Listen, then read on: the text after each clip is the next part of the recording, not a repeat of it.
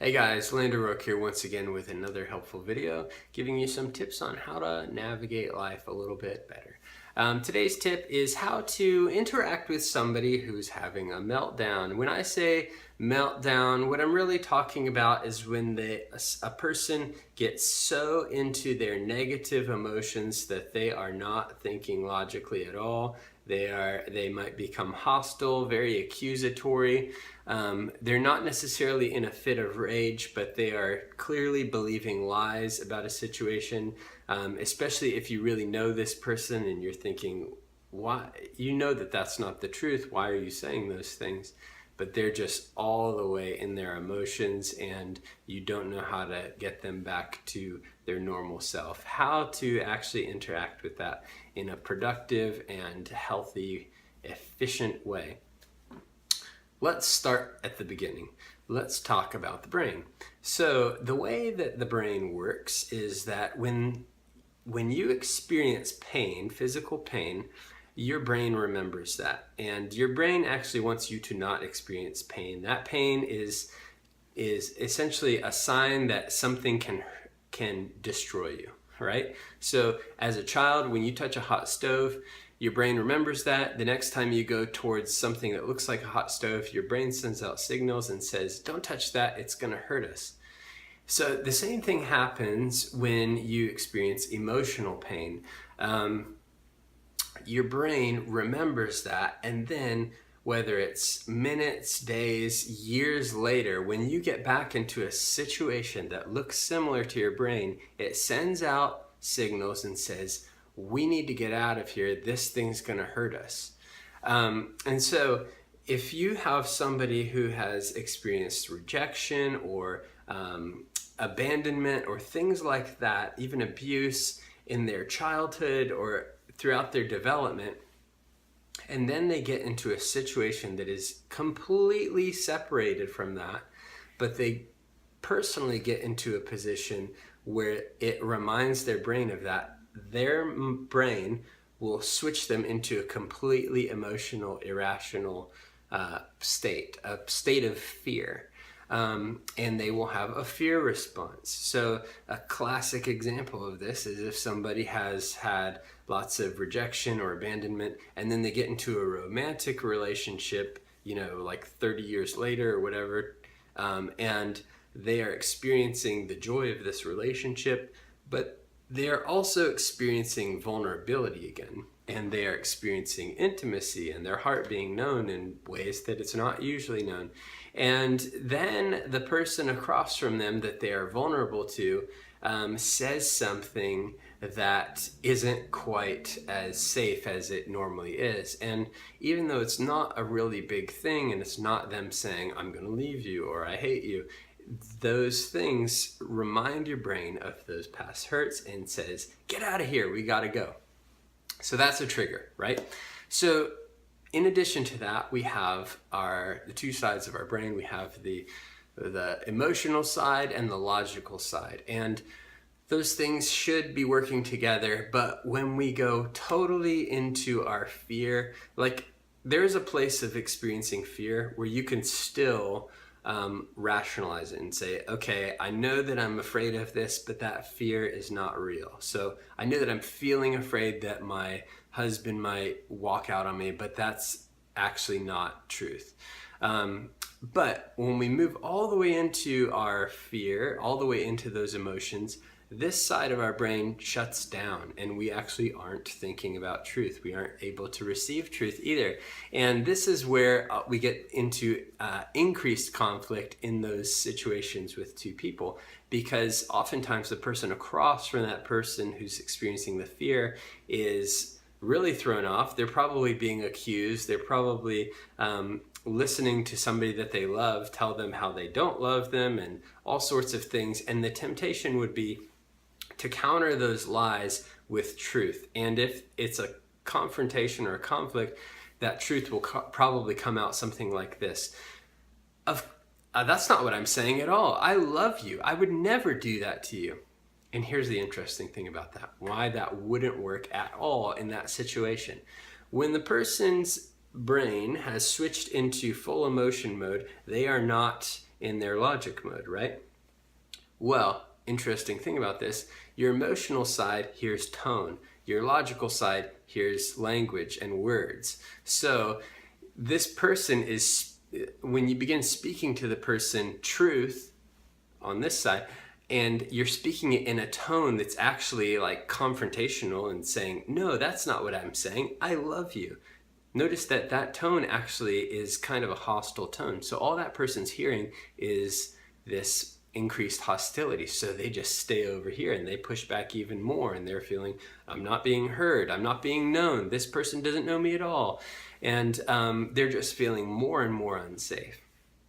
And a lot of times, best case scenario is that this person is over here and the person across from them eventually just has to leave or sit down or doesn't know what to do, and then this person's emotions eventually settle down enough to where they can slowly come back here and have a conversation, or somebody says they're sorry.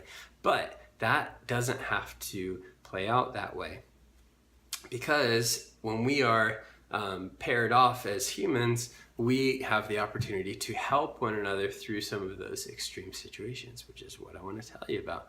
So how do you actually do that situation and disarm the person's negative emotions to help bring them back into their normal state?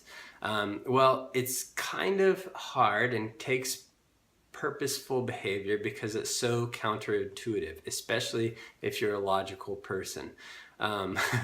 So again, what the temptation is usually is simply to confront those lies that that person's believing with truth, with accuracy. But again, they can't hear it. They're just simply not able to hear it. Their brain isn't positioned for that right then. So what you have to do is actually essentially coddle their emotions and help them to feel safe. What you're really just doing is bringing safety into that situation of fear, because when somebody feels really afraid, what they need is to feel really safe. And the way that they feel really safe is when they feel very loved. So some of the things that can make a person feel loved is that they feel known, that they feel heard. So what you need to do in those situations is to learn how to come alongside of them and reaffirm their experience. Now, that isn't saying that you're reaffirming that what they're believing is accurate. You can give somebody affirmation and validation without validating that the lies that they're believing are true. So you can validate somebody's emotions, somebody's feelings, without validating their position of truth in that moment, which is important because, again, I know that a lot of people reserve validating the person's experience because they don't want to perpetuate the lie that they're believing. They don't want to say, I understand what you're saying, because that might communicate to the person what you're feeling is right when they're thinking what you're feeling is not right. It's lies. But again, validating the person's experience of that moment is what we're doing. So you would say something like, I'm so sorry that that hurt you that way. I'm so sorry that you're feeling the way that you are. That's horrible. Nobody should feel that way. I never want you to feel that way. Notice how the tone that I'm using is very disarming, very safe. It's purposefully not up here. And for a lot of people, that's hard because depending on your family dynamic, you may be used to talking in an aggressive tone, but really throttling down that tone, using language that really validates and affirms the person's feeling of that moment. Because what they're feeling is their reality of that moment. It may not be truth, but it's what they're experiencing. And again, you're not going to leave them over here. What you're doing is helping to bring them back into who they really are, who you've known them to be. Because this far extreme of their personality, that's not really who they are. Neither would this one be, where they're totally cold to emotions. You know, we're meant to be a whole person. So validating their experience in that moment, and not even addressing the truth of it until they get back into a really emotionally steady position. You may, I've found that in those moments where there's extreme emotion going on and the person's really the more upset a person feels, the more they'll tend to push you away, which is the opposite of what they really want. They want somebody to come close. They want to be loved. They need to be loved. Perfect love casts out fear. So if a person's feeling a lot of fear, they're operating in pushing love away, but what they need is love to come in and displace that fear. So again, what I've found is that in those moments where probably if you're the steady person in that situation, you actually want to leave. You actually don't want to move towards them in fear. You don't want to be loving to them. Again, because I know sometimes that feels like it could, you want them to know that what they're doing isn't okay. But again, that's just right along with that speaking truth thing. You just can't do it right now. They just can't learn that lesson right now. So intentionally going towards them and purposefully displaying love can be highly effective. I've had moments with people where it was full meltdown mode. Neither one of us knew what to do. I wanted to throw something. I wanted to leave. They didn't know what they wanted. And I just had the thought of like, what if I hugged this person right now? And honestly, it was scary. It was vulnerable because I was afraid if I loved them, what if they push me away and they say, don't you dare think that this undoes everything. But I just went for it and I hugged the person and it disarmed everything like that. It just totally neutralized all of the negativity of that situation. And we both got back to a place immediately where we could communicate clearly about what was going on. So a lot of these things, depending on the person, need to be practiced and finessed, and you got to figure out which thing works well for which person. But overall, recapping the lesson is you are bringing safety into that situation and calmly and safely validating the person's emotions back into a state of normality through love and comfort and validation, bringing them back into this state. And then once they're there, then you can go into addressing the lies that they may have believed. But again, that part requires some intuition, just really observing, where are they? Are they really okay? Can we wait 10 minutes to talk about that?